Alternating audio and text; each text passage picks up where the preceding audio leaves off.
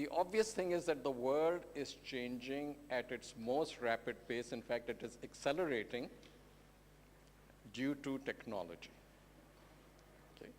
This, I don't think anybody really can challenge that. The change is definitely out there.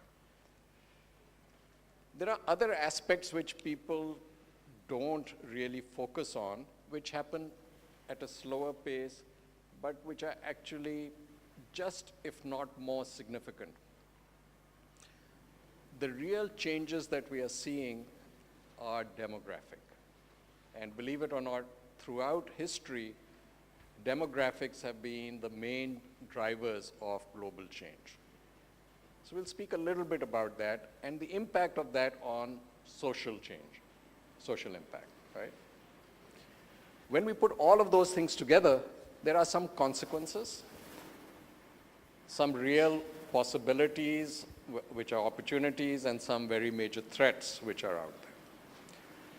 Now, what you can do is look at all of those things. We will spend a little time on each and say, how does that affect you? Because quite often in Pakistan, we say, okay, but this thing is happening in the world. It doesn't really affect me. I still need an MBA. I need a job. I need a career. If you are a company producing something, you say, I'll carry on producing. Let me assure you that change is coming, and is coming very rapidly, is already around you. Maybe you haven't realized it. So just a realization that change is already happening, and that the next 5, 10, 15, 20 years will be completely different to those 20, 30 years which preceded it. Now think of your grandparents. Your grandparents' world had not changed in a very, very long time. They may have been the first generation to go to school. There was no schools before that. Think about it. We take it completely for granted. They saw the advent of electricity. How has that changed the world? So within a lifespan of someone that you know, in the last 100 years, the world has changed completely. Now, because of that pace of change, all of that rapid change will happen in a period less than 30 years. So you will live to see that change which is coming. Now, technology, what is technology? So we can look at internet and all of these different things.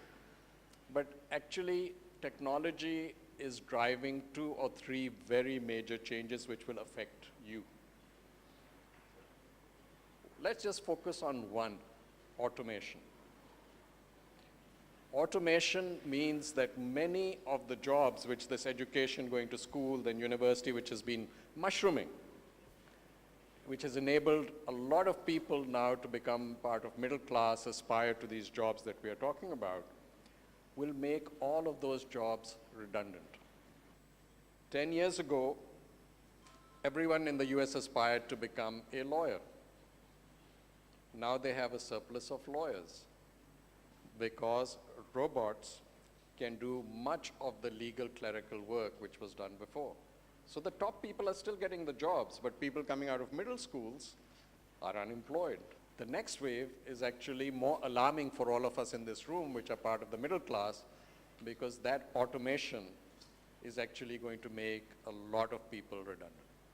I read an article last week. It said the factories of the future will not be populated by building trade barriers, because the factories of the future will be operated by one man and his dog. What is the role of the man? Is to feed the dog. What is the role of the dog? That the man doesn't touch the machine. We all know that the population is increasing globally. What we don't realize is actually we will be at peak population in not so distant a future. Nobody focuses on that. That actually the real issue in the world is that it is aging. We don't feel it in Pakistan because we are one of the few countries which is at this time still producing a baby boom generation. So we are out of step with what's happening in Western Europe, in Japan, very soon to be the biggest theme in China, already there in Southeast Asia. So when you look at the number of people entering the global workforce, which has been spectacular since the 1950s, that big boom is coming to an end. So the global workforce has now tapered off. The global workforce in the West and in the East will start to decline. It has already started to decline in Japan. Japan's population has started to decline, not just the workforce. So this is very predictable because demographics happen slowly. It's very easy to predict unless you have mass immigration or mass migration. Guess what? Nobody wants mass migration anymore. So there's going to be tremendous change which comes from that. But back to Pakistan. Pakistan has 2 million people entering the workforce every year. And within the next 10 years, that number will rise dramatically to about 5 million. Now, that's both a major source of resource for the economy. It's also a major threat to social stability. The only countries where there's this addition to the workforce are South Asia, which is predominantly India and Pakistan, not even Bangladesh, definitely not Sri Lanka, and then Africa. That's it. Everywhere else in the world, the working population of people coming into the workforce is stable or shrinking. Okay? And all you need to do is look at the number of children, the fertility rate that exists around the world. It's there. There's no major change going to happen to that, no matter how hard people try. So we need to look at this and say, what does this mean for us as a country and as you individually? So what it does mean is, if you are in the West, you are not focusing on producing new baby products. But if you are in Pakistan, you definitely need to focus on the needs of babies, youth, and other aspects which come up. So we are focusing on different areas. If you are in the West or in the East, you're focusing on aging, care, social systems. But interestingly, this is a 30-year period, after which Pakistan also, the population will start to age. So during the next 30 years, the big opportunities from us are demographic driven. They are very much consumer-centric. So the successful organizations in the future in Pakistan are going to be consumer-led. The biggest companies in Pakistan in 30 years, or maybe even 10, will be those which are dominant in the consumer space.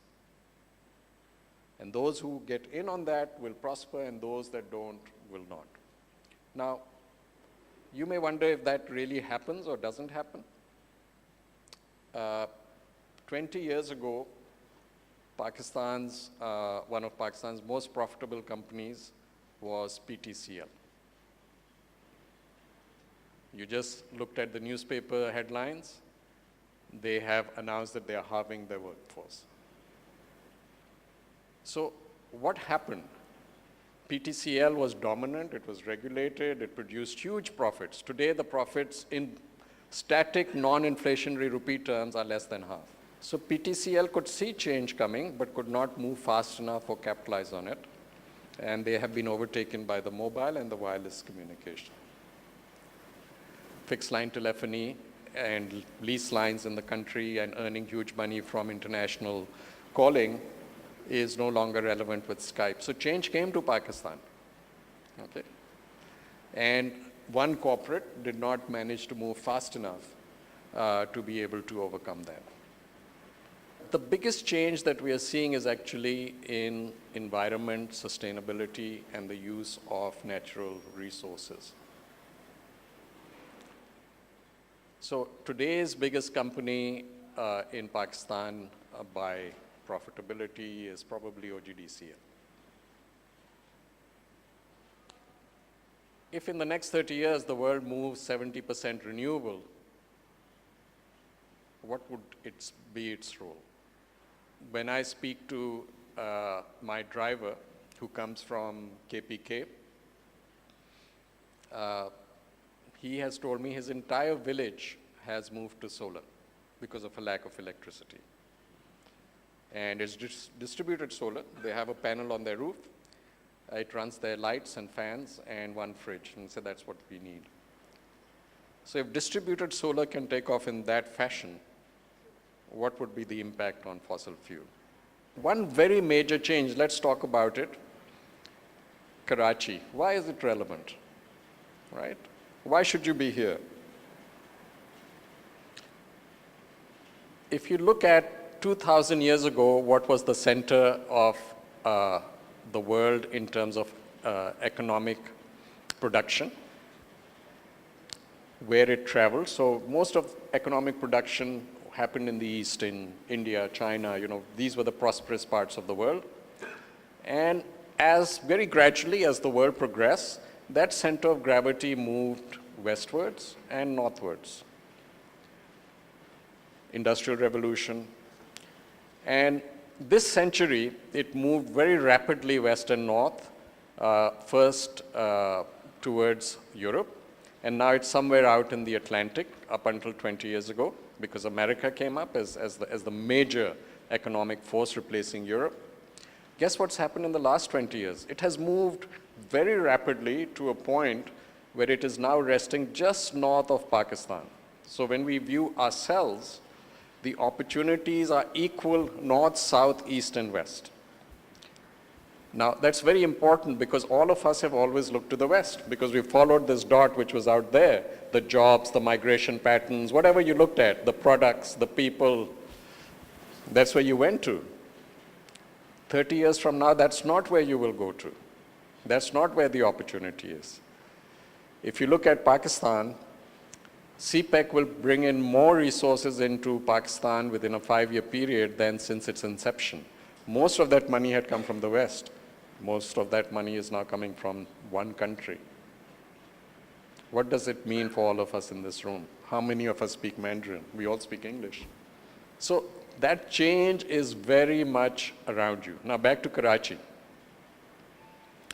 So the world is also becoming more urban. 100 years ago, when you looked at the global population, hardly 15 to 20% of the global population lived in cities. Very soon, that number is going to be 70%. And in Pakistan, if we ever have a census, that will show that we are very close to 50%, and we will exceed it within the next 5 to 10 years. What does that mean in terms of opportunity, politics, social stability? So Karachi is one city in which you feel all of those things. Just look at the composition of the city, how that's changing dramatically. Look at the size of the city. If you look at the mega cities of the world, within 10 years, Karachi will be one of only 20 cities in the world of the size that it will be. If you look at economic power, it will all be city-centric. If you look at economic spend, it will all be city-centric. And you are in one of them. Why are you going abroad trying to find it? It's happening right here. So there's tremendous opportunity at your doorstep. It's a question of how you tap into it. Technological change has been slow to come. You don't even have to invent it. All you have to do is copy it and replicate it. It's happened across your eastern borders, which is culturally very similar to you. So there is so much that will happen. Now, globalization, mass communication, environmental sustainability, these are the major inflection points which give you your challenges and opportunities. And to make it big, it is when you call those inflection points right. when you're on the right side of them. I know that because when I started my career, I chose finance, and finance was going through a massive deregulation all around globally. I was a major, major beneficiary of that. Would I recommend my son or daughter to go into finance today? No. My daughter is studying geography and environmental science today. Her choice, but I'm very happy with that. I think she's on the right side of the turn. So these are the choices that we need to make. We need to understand that traditional structures are not going to be sustainable. So mass communication means that a Donald Trump or a Brexit or whatever else can happen. So the press and politicians, everyone can be bypassed. Okay. So we will see very, very major change. I'm not going to go deep. How to change, what to look at, there are so many speakers here. All I want you to do is that change is inevitable. It is happening. We have been a little bit behind. It will hit you very rapidly. 30 million broadband customers in Pakistan. There were only 2 million struggling ones 5 years ago. Most of them have been added in the last 18 months. It is right outside when you go. It doesn't look like it. Your commute still feels the same, but all those changes are happening very, very rapidly. So who will build the next Amazon in Pakistan? Will it be Amazon? Will it be Alipay? Will it be Daraz? I don't know, but one thing we know, there will be all of that happening over here. Wherever you are within your organization, be the change agent because all of this change is around you. The American military, which by and large, military has come up with all the strategy that we deploy in corporate strategy. The latest that they have deployed is how to deal with sudden and rapid changes. They have an acronym for it. I won't throw it at you, but this is the recognition that change is fast, it's rapid, it happens very quickly. So all of us in this room can take away something which will affect you, your next generation, and how you will, in future, position yourself. And you can change any day. We tend to stay with the status quo. So I just want to awaken you, because I've been given this first session, which is always a very hard session, is to focus on each one, because they are how you bring about change. But first think about all this rapid change that's going to affect you. Are you going to pick from that? As I said, accidentally, I was a huge beneficiary. Are you going to position yourself? Are you going to be on the right side of environmental sustainability, on mass communication, of globalization, of a young dynamic population coming up?